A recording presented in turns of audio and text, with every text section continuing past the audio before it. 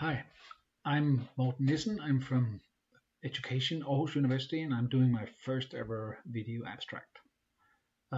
What's going on right now, is that just an exception? And so we return to business as usual, or is it a crisis that sort of reveals underlying transformations taking place? Does it connect to the bigger crisis, economical, democratic, climate crisis, and how, and so on. That has to do with psychology because psychology is generally very pragmatic. It has pushed aside all the metaphysical issues of subjectivity and so on.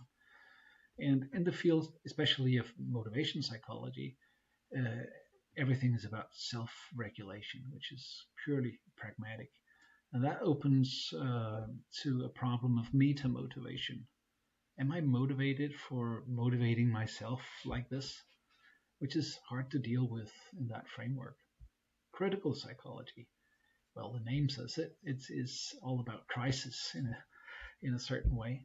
But actually, there's also in critical psychology an issue with dealing with motivation.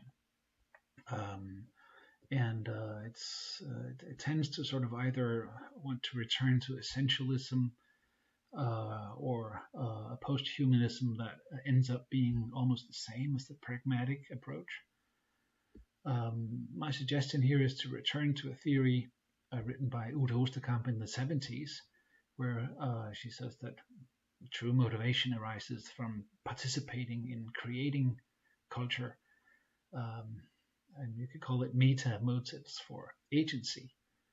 And so that is a way of approaching motivation that opens to this issue of meta motivation.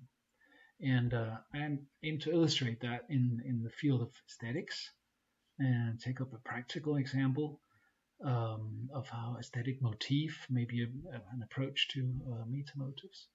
And then finally conclude with some ideas about how social science might be a practice of social self-sculpturing. See you soon.